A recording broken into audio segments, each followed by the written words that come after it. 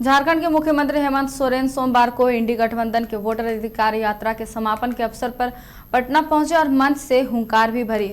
मुख्यमंत्री हेमंत सोरेन पटना प्रवास के दौरान राजद सुप्रीमो लालू प्रसाद यादव के आवास पर पहुंचे और राजद प्रमुख का आशीर्वाद भी लिया और परिवार के साथ कुछ समय भी बिताया। भाजपा नेता रमेश सिंह को धमकी मिली है। पीएलएफआई के नाम पर रंगदारी देने के लिए उन्हें फोन पर धमकी मिली। भाजपा नेता रमेश सिंह को धमकी मिली। पीएलएफआई के नाम पर रंगदारी देने के लिए उन्हें फोन पर धमकी दी गई है। फोन पर धमकी मिलने के बाद रमेश सिंह ने सुखदेव नगर थाने में शिकायत दर्ज कराई है। रमेश सिंह को पहले भी इस तरह की धमकी मिल चुकी है। सरायकेला में सोमवार को जिला कांग्रेस कमेटी की अहम बैठक आयोजित हुई, जिसमें संगठन सृजन अभियान और जिला कार्य समिति के पुनर्गठन पर चर्चा हुई। बैठक की अध्यक्षता जिला कांग्रेस अध्यक्ष अंबुज कुमार ने की, जबकि AICC observer doctor Vishwaranjan Mohanty, Khunti सांसद कालीचरण मुंडा और कई वरिष्ठ नेता मौजूद रहे। ऑब्जर्वर ने कार्यकर्ताओं से संवाद करते हुए कहा कि राहुल गांधी के निर्देश पर सभी जिलों में समिति का पुनर्गठन किया जा रहा है। चुने गए अध्यक्षों को विशेष अधिकार और जिम्मेदारियां मिलेंगी और उनके काम का समय समय पर मूल्यांकन होगा। इस दौरान जिला अध्यक्ष पद के दावेदारों से आवेदन लिए गए और तय किया गया कि प्रखंड स्तर पर जाकर कार्यकर्ताओं, सिविल सोसाइटी और मीडिया के सुझावों के आधार पर नए अध्यक्ष का चयन होगा। आज इस सरायकेला खरसोवा जिला कांग्रेस कमेटी के तरफ से आयोजित इस प्रेस वार्ता की मुख्य उद्देश्य मैं आप लोगों के सामने उजागर करना चाहता हूं और आप लोगों के जरिए पूरे जिला को ये अवगत कराना चाहता हूं कि अखिल भारतीय कांग्रेस कमेटी के तरफ से संगठन सृजन कार्यक्रम तमाम देश में चल रहा है। हाल ही में अहमदाबाद में कांग्रेस अधिवेशन में भारतीय राष्ट्रीय कांग्रेस ने ये तय किया था, वहां कांग्रेस कार्य समिति और कांग्रेस की तमाम अखिल भारतीय कांग्रेस कमेटी के सदस्यगण ये तय किए थे कि 2025 भारतीय राष्ट्रीय कांग्रेस संगठन सृजन अभियान के जरिए पूरे भारतवर्ष में अपने जिला कांग्रेस की संगठन को मजबूत करेंगे। आज ये संगठन सृजन अभियान का उद्देश्य, प्रक्रिया और दृष्टिकोण, इसका पर्पज क्या है, इसका प्रोसेस क्या है, इसका विजन क्या है, मैं आप लोगों के सामने रखना चाहता हूं। इस अभियान के जरिए हम नेशन वाइड ऑर्गेनाइजेशनल ट्रांसफॉर्मेशन और रिवैम्प करना चाहते हैं। भारतीय जनता पार्टी की बोकारो जिला अध्यक्ष गिरिजा देवी ने एक नारा दिया और खुद माफी मांगने लगी। दरअसल पीएम नरेंद्र मोदी की मां को बिहार में कांग्रेस के मंच से गाली देने को लेकर बोकारो जिला महिला मोर्चा भाजपा ने एक कार्यक्रम आयोजित किया था, जिसका नेतृत्व करती हुई महिला मोर्चा के जिला अध्यक्ष गिरिजा देवी ने एक नारा दिया और फिर ऐसा कुछ बोल गई कि खुद ही माफी मांगने लगी। हालांकि वीडियो में स्पष्ट सुना जा सकता है, मौजूद सभी लोगों ने एक स्वर में कहा मुर्दाबाद मुर्दाबाद। इस बाबत जिला अध्यक्ष से जब टेलीफोनिक संपर्क किया गया तो उन्होंने क्या कहा, सुनिए। धनबाद में भाजपा महिला मोर्चा ने प्रधानमंत्री नरेंद्र मोदी की मां को लेकर कांग्रेस नेताओं की टिप्पणी के खिलाफ सिटी सेंटर में जोरदार प्रदर्शन किया। इस दौरान बड़ी संख्या में महिला कार्यकर्ता के साथ भाजपा विधायक राज सिन्हा समेत कई पदाधिकारी मौजूद रहे। प्रदर्शनकारियों ने कांग्रेस नेताओं की टिप्पणी को शर्मनाक और निंदनीय बताते हुए कड़ा विरोध जताया। विधायक राज सिन्हा और महिला मोर्चा की विभा सिंह ने कहा कि किसी की मां को गाली देना कांग्रेस और राहुल गांधी के संस्कार को दर्शाता है, जिसे जनता कभी माफ नहीं करेगी।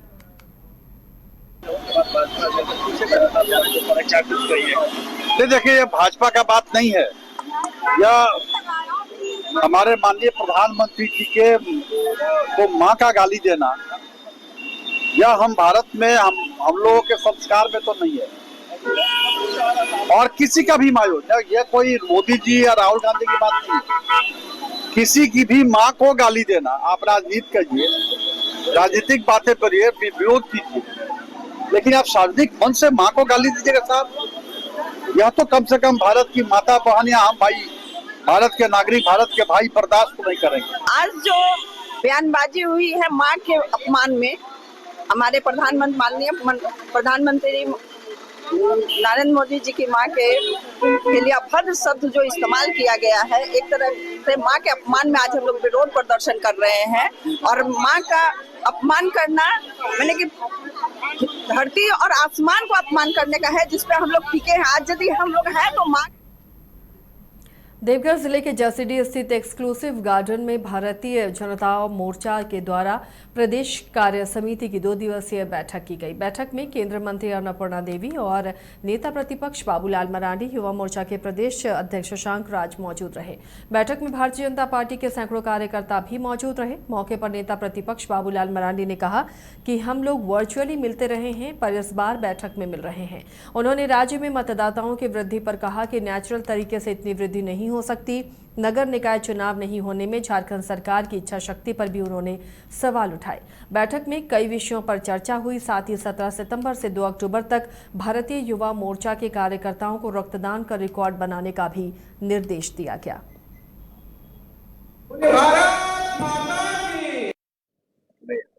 देखिए, मैं कहूँगा कि ये कांग्रेस पार्टी की जो मानसिकता है, तो सदैव कांग्रेस पार्टी ने गुंडागर्दी की, कोई नई बात तो नहीं है कांग्रेस पार्टी के लिए।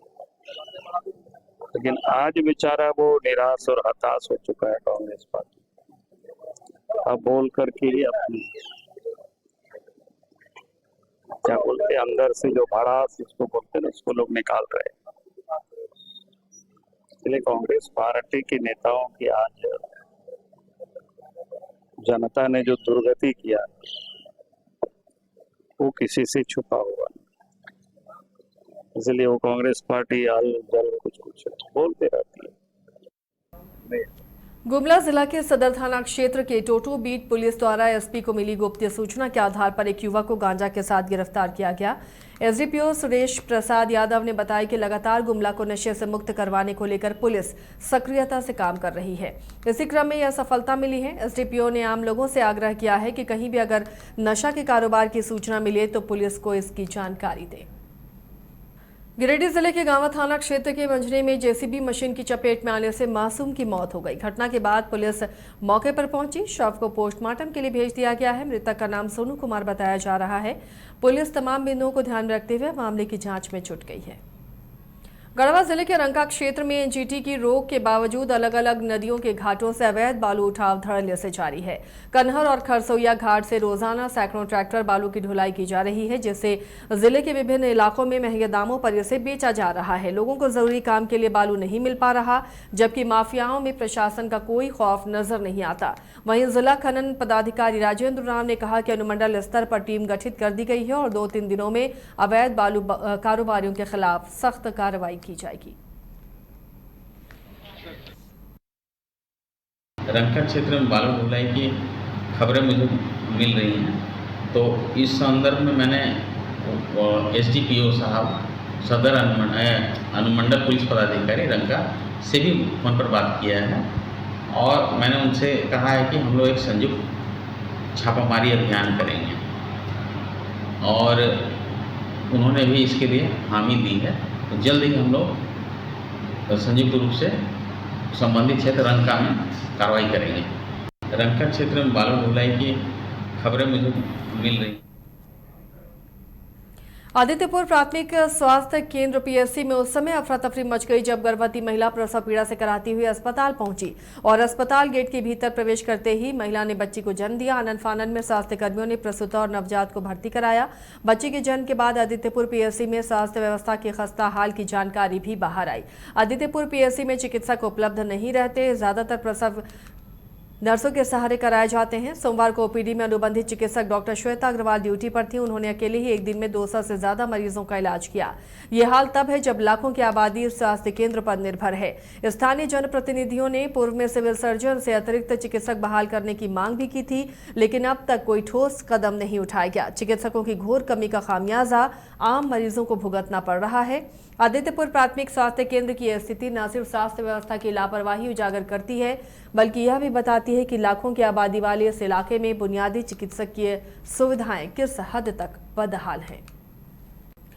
सरायकेला के आदित्यपुर नगर निगम क्षेत्र के वार्ड संख्या 9 में बिजली उपभोक्ताओं ने बिजली विभाग के कार्यालय में तालाबंदी कर कर्मचारियों को दिन भर बंधक बनाए रखा।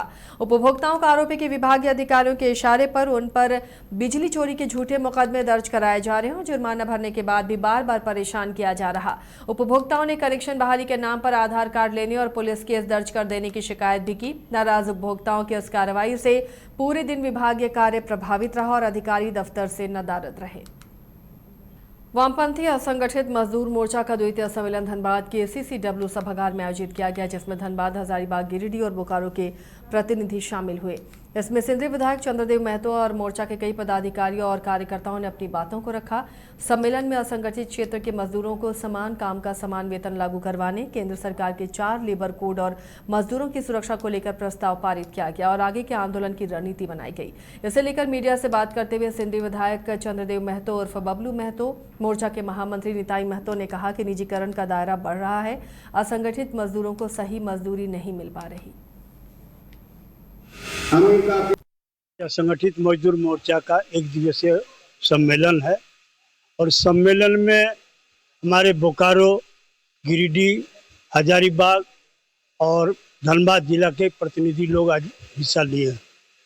काफ़ी दिनों के बाद आज हमारा एक दिवसीय सम्मेलन है और इस सम्मेलन में जिस तरह से केंद्र सरकार का मजदूर विरोधी नीति, चाहे वो परमानेंट मजदूर के सवाल हो, ठेका मजदूरों के सवाल हो, 4 नया जो देश में जो कानून लेकर के पूरे मजदूर वर्ग को जो हासिल किया हुआ, जो उनकी सम्मान, उनकी जो मांग है, उसको कुचलने का जो प्रयास किया जा रहा है। आज इन्हीं मुद्दे को संगठित मजदूर मोर्चा का एक दिवसीय सम्मेलन है और सम्मेलन में हमारे बोकारो, गिरिडीह, हजारीबाग और धनबाद जिला के प्रतिनिधि लोग आज हिस्सा लिए हैं। काफ़ी दिनों के बाद आज हमारा एक दिवसीय सम्मेलन है और इस सम्मेलन में जिस तरह से केंद्र सरकार का मजदूर विरोधी नीति, चाहे वो परमानेंट मजदूर के सवाल हो, ठेका मजदूरों के सवाल हो, 4 नया जो देश में जो कानून लेकर के पूरे मजदूर वर्ग को जो हासिल किया हुआ, जो उनकी सम्मान, उनकी जो मांग है, उसको कुचलने का जो प्रयास किया जा रहा है। आज इन्हीं मुद्दे को संगठित मजदूर मोर्चा का एक दिवसीय सम्मेलन है और सम्मेलन में हमारे बोकारो, गिरिडीह, हजारीबाग और धनबाद जिला के प्रतिनिधि लोग आज हिस्सा लिए हैं। काफ़ी दिनों के बाद आज हमारा एक दिवसीय सम्मेलन है और इस सम्मेलन में जिस तरह से केंद्र सरकार का मजदूर विरोधी नीति, चाहे वो परमानेंट मजदूर के सवाल हो, ठेका मजदूरों के सवाल हो, 4 नया जो देश में जो कानून लेकर के पूरे मजदूर वर्ग को जो हासिल किया हुआ, जो उनकी सम्मान, उनकी जो मांग है, उसको कुचलने का। हजारीबाग में भारतीय जीवन बीमा निगम की 69वीं वर्षगांठ पर बीमा कर्मचारी संघ ने प्रेस वार्ता की, जिसमें महामंत्री जगदीश चंद्र मित्तल ने कहा कि 1956 से अब तक LIC ने जनता का विश्वास कायम रखते हुए देश के विकास में महत्वपूर्ण योगदान दिया है। LIC ने अब तक 54 लाख करोड़ से ज्यादा का निवेश किया, 99% दावों का निपटारा किया और 2025 में गिनीज वर्ल्ड रिकॉर्ड बनाते हुए 24 घंटे में सबसे ज्यादा पॉलिसी बेची। LIC आज दुनिया का तीसरा सबसे शक्तिशाली बीमा ब्रांड है और बीमा कर्मचारी संघ ने निजीकरण के खिलाफ इसकी सुरक्षा और जनता के भरोसे को बनाए रखने का संकल्प दोहराया। 1 सितंबर 2025 को LIC अपना 69वां वर्ष पूर्ण करके 70वें वर्ष में प्रवेश कर रहा है और इस अवसर पर मैं अपनी ओर से और बीमा कर्मचारी संघ हजारीबाग मंडल की ओर से इस देश के प्रत्येक नागरिक को, प्रत्येक पॉलिसी धारक को, बीमा धारक को, यहाँ काम करने वाले कर्मचारियों को बहुत बहुत बधाई देता हूँ। और जिस उद्देश्य के लिए भारतीय जीवन बीमा निगम की स्थापना 1956 में की गई थी, people's money for people's welfare, आज मुझे ये कहते हुए बहुत फख्र हो रहा है कि उस उद्देश्य में हम जो है 100% खरे उतरे हैं। और भारत सरकार को अभी तक LIC ने लगभग 55 लाख करोड़ रुपया इस देश के विकास के लिए दिया है। साथ साथ इस देश के आधारभूत संरचना के विकास के लिए लगभग 37,19,000 करोड़ रुपया दिया है। इसके अलावा भारतीय जीवन बीमा निगम ने पिछले वर्ष बोनस के रूप में पॉलिसी धारकों के बीच 56,190 करोड़ रुपया दिया है तथा भारत सरकार को लाभांश के रूप में 7324 करोड़ रुपया दिया है। इस तरीके से इस देश की जनता की जो गाढ़ी कमाई है, बचत है, उसको इकट्ठा करके LIC उससे आमदनी करके देश के विकास में उपयोग कर रहा है। 1 सितंबर 2025 को LIC अपना 69वां वर्ष पूर्ण करके 70वें वर्ष में प्रवेश कर रहा है और इस अवसर पर मैं अपनी ओर से और बीमा कर्मचारी संघ हजारीबाग मंडल की ओर से इस देश के प्रत्येक नागरिक को, प्रत्येक पॉलिसी धारक को, बीमा धारक को, यहाँ काम करने वाले कर्मचारियों को बहुत बहुत बधाई देता हूँ। और जिस उद्देश्य के लिए भारतीय जीवन बीमा निगम की स्थापना 1956 में की गई थी, people's money for people's welfare, आज मुझे ये कहते हुए बहुत फख्र हो रहा है कि उस उद्देश्य में हम जो है 100% खरे उतरे हैं। और भारत सरकार को अभी तक LIC ने लगभग 55 लाख करोड़ रुपया इस देश के विकास के लिए दिया है। साथ साथ इस देश के आधारभूत संरचना के विकास के लिए लगभग 37 लाख 19 हज़ार करोड़ रुपया दिया है। इसके अलावा भारतीय जीवन बीमा निगम ने पिछले वर्ष बोनस के रूप में पॉलिसी धारकों के बीच 56,190 करोड़ रुपया दिया है तथा भारत सरकार को लाभांश के रूप में 7324 करोड़ रुपया दिया है।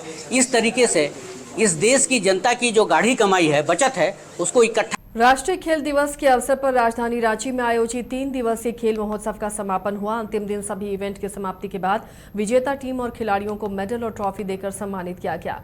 इस अवसर पर खेल विभाग के सचिव मनोज कुमार, डायरेक्टर शेखर जमुआर, कई संघों के प्रतिनिधि, पूर्व ओलंपियन, पूर्व खिलाड़ी और बड़ी संख्या में इस महोत्सव में शामिल होने वाले खिलाड़ी भी मौजूद रहे। इस अवसर per day boarding, residential, centre of excellence, JSSPS और साई समेत अन्य सेंटर से खिलाड़ी भी शामिल हुए। Definitely it was an excellent program जो कि हम लोगों ने सारा sports department, education department, JEPC and SAI के लोगों ने मिलकर किया। JSSPS के भी लोग इसमें मिले अपना, JSSPS तो हमारा ही है एक तरीके से।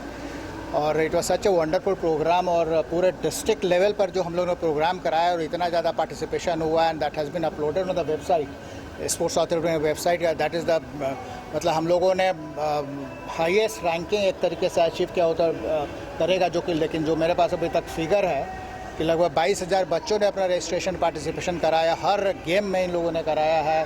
लगभग 20-25 लाख लोगों ने अपना उसमें पार्टिसिपेट किया। सारा चीज़ जो है तो बहुत ही बढ़िया, ओवरऑल बहुत ही बढ़िया ही नहीं, down to the district level हर प्रोग्राम अच्छा हुआ है। और हम लोगों ने इस बार ये भी कोशिश किया है कि जो इंडिजिनस गेम्स हैं वो भी बहुत जगह हमारा पेपर में भी आ रहा था, वो सब भी देख रहे थे, काफ़ी अच्छा रहा। खुद मोराबादी में मैं भी गया था, रस्साकसी और क्या क्या टूर्ना इवेंट था, उसमें भी हम लोगों ने पार्टिसिपेट। आज मॉर्निंग में हर जगह हम लोग मॉर्निंग ऑन साइकिल जो वो भी हम लोग साई में जाकर पूरा हम लोग वो सब किया। तो overall it was a good program, हो तो आप लोग देख ही रहे हैं।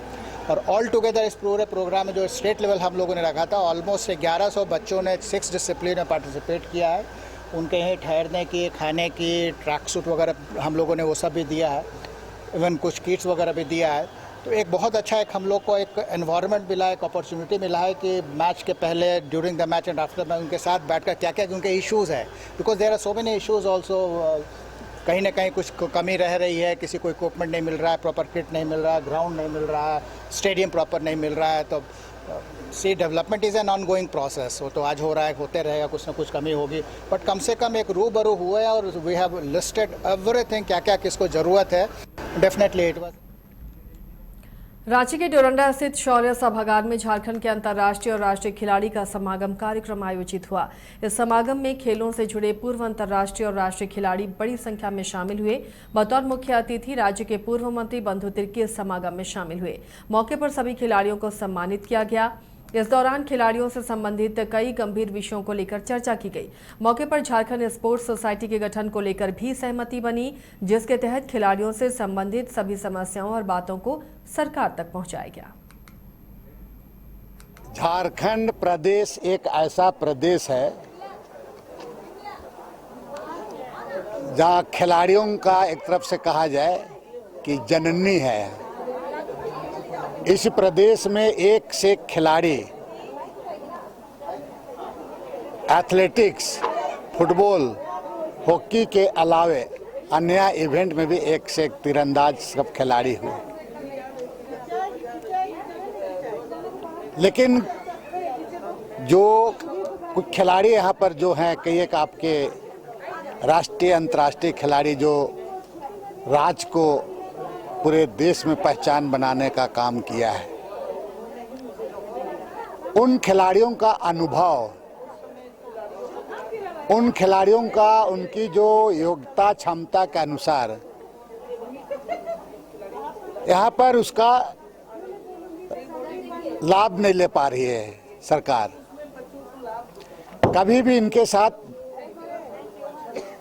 बातचीत होनी चाहिए, संवाद होनी चाहिए। बहुत ऐसे खिलाड़ी ऐसे हैं कि आज भी गुमनाम की जिंदगी जी रहे हैं। हमें आज इसी को ध्यान में रखते हुए कि यहाँ खेल को बेहतर और कैसे प्रमोट किया जाए। ये तो बहुत अच्छा आयोजन है, इसलिए क्योंकि सब पुराने प्लेयर से मुलाकात हो जाती है सबसे पहले तो, और जो छोटे बड़े लोग रहते हैं और जिनको मतलब लोग भूलते जा रहे थे वो सारी याद आ जाते हैं एक दूसरे को। तो ये समागम तो अच्छा है। और दूसरी चीज़ ये खेल के नाम पर हो रही है, ये कोई मेल मिलाप के लिए नहीं रखा गया है, खेल का अच्छा भविष्य के लिए। और जैसे बंधु तिर्की जब खेल मंत्री हुआ करते थे उन्होंने बहुत अच्छा कार्य सब किया था, खिलाड़ियों को नौकरी उस टाइम दिया था जब खिलाड़ी बिग फॉर्म पे थे। और उनके टाइम में जब उनको नौकरी मिली थी तो वो 10 साल 5 साल या जो भी जैसे भी नौकरी मिली थी वो उतने दिन तक उनको मेडल देते रहे। लेकिन बाद में जब मतलब खिलाड़ियों को नौकरी दी गई तो वो उस ठीक है आप दिए कुछ को ठीक है, कोई दिक्कत नहीं है, और भी दीजिए उसे जो आज मुर्गा बेच रहा, मछली बेच रहा या सब्जी बेच रहा। उनकी आर्थिक स्थिति खेल के नाम से शुरू हुई थी, वो कुछ कर नहीं पाए, उनकी आर्थिक स्थिति खराब हो गई, तो उनको भी दिया जाए। झारखंड प्रदेश एक ऐसा प्रदेश है। गिरिडीह के गावा खेल मैदान में 2 दिवसीय झारखंड खेलों के तहत खेलकूद प्रतियोगिता की शुरुआत हुई। कार्यक्रम का उद्घाटन झामुमो प्रखंड अध्यक्ष Ajay Singh, CO Avinash Ranjan, BDO Mahendra Ravidas, zip सदस्य पवन चौधरी और पूर्व जिप सदस्य इमरान अंसारी ने संयुक्त रूप से किया। उद्घाटन समारोह के बाद बालिका वर्ग की टीम ने विभिन्न खेलों में भाग लेकर प्रतियोगिता का आगाज किया।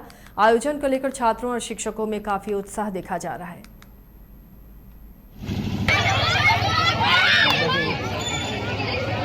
पॉइंट मिल जाएगा। खेलो झारखंड 2 दिवसीय खेल प्रतियोगिता का फीता का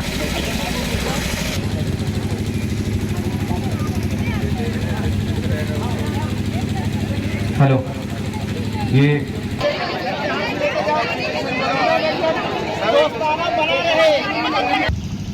गुमला पुलिस ने सदर थाना क्षेत्र के धनगांव से नौकरी के नाम पर ठगी करने वाली एक महिला को गिरफ्तार किया है।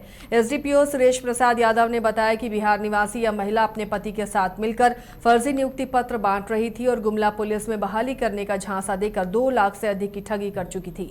पुलिस ने मामले का खुलासा करते हुए आगे की जांच शुरू कर दी है। पलामू जिले के हुसैनाबाद थाना क्षेत्र में सुरक्षा और अपराध नियंत्रण को ध्यान में रखते हुए पुलिस अधीक्षक के निर्देश पर नगर पंचायत के शहरी क्षेत्र में कुल 15 सीसीटीवी कैमरे लगाए गए हैं। जेपी चौक, नहर मोड़, हरिहर चौक और पटेल चौक समेत 5 जगहों पर 3-3 कैमरे लगाए गए हैं, जिससे पूरा शहरी इलाका निगरानी में आ गया है। सीमावर्ती क्षेत्र होने के कारण ये पहल अपराध पर अंकुश लगाने में बड़ी भूमिका निभाएगी। कैमरों की निगरानी की जिम्मेदारी थाना प्रभारी हुसैनाबाद को दी गई है, जबकि वरीय अधिकारी समय समय पर मॉनिटरिंग करेंगे।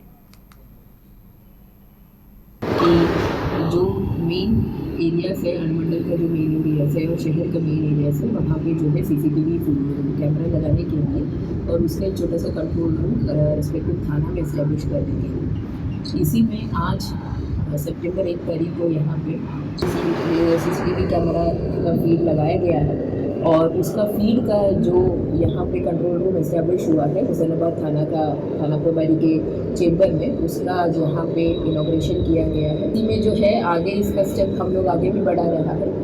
मैडम ने पुलिसिंग व्यवस्था और सिस्टम को ठीक करने के लिए यहाँ सीसी कैमरा लगाया गया है और सीसी कैमरा से हम समझते हैं कि बहुत सा अपराध पर नियंत्रण हो जाता है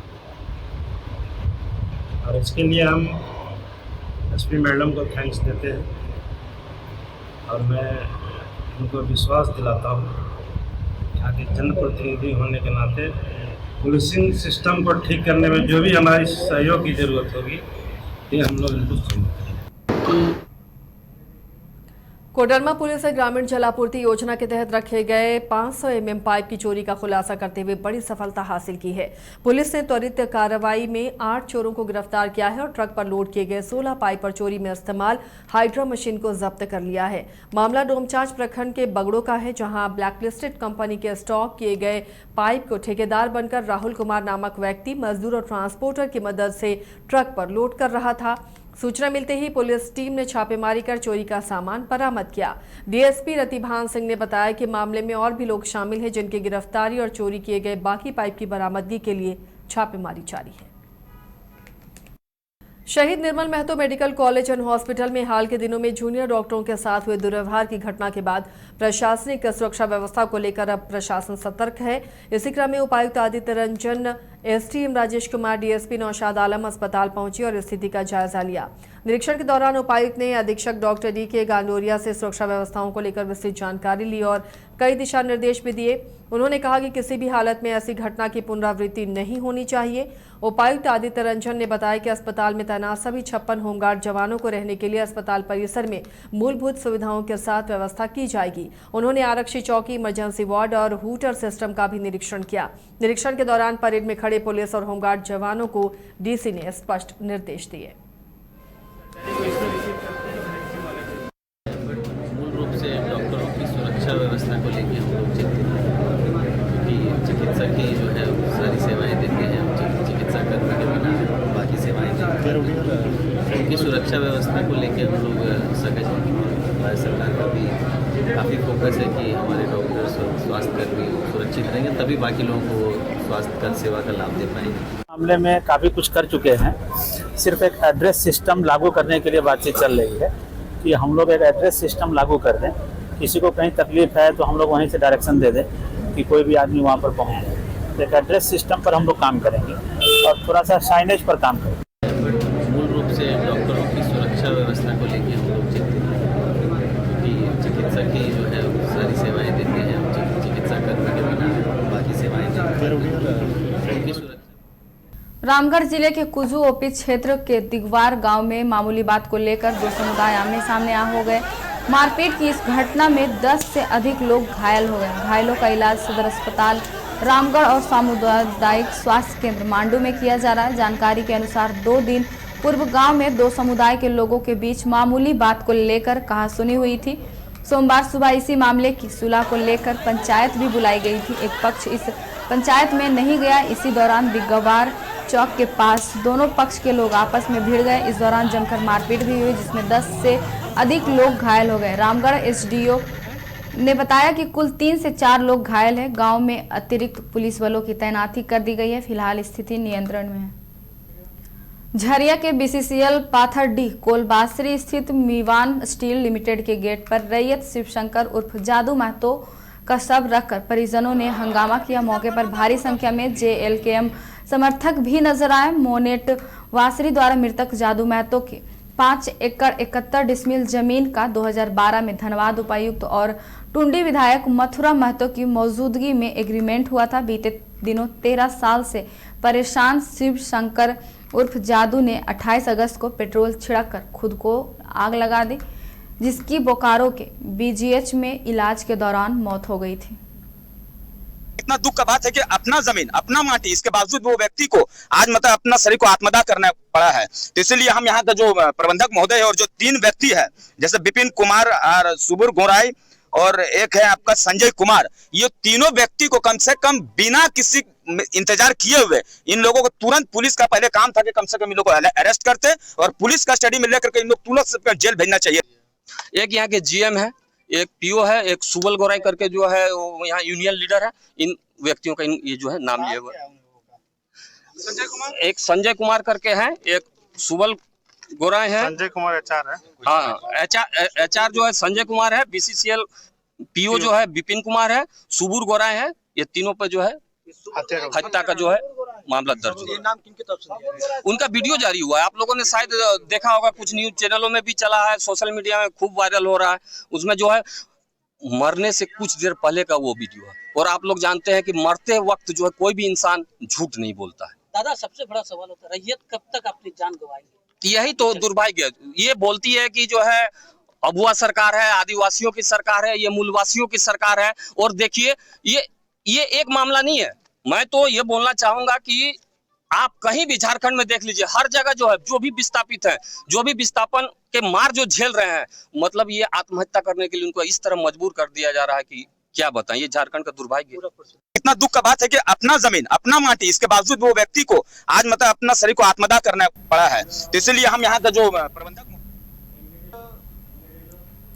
सरायकेला में सोमवार को जिला कांग्रेस कमेटी की अहम बैठक आयोजित हुई, जिसमें संगठन सृजन अभियान और जिला कार्य समिति के पुनर्गठन पर चर्चा हुई। बैठक की अध्यक्षता जिला कांग्रेस अध्यक्ष अंबुज कुमार ने की, जबकि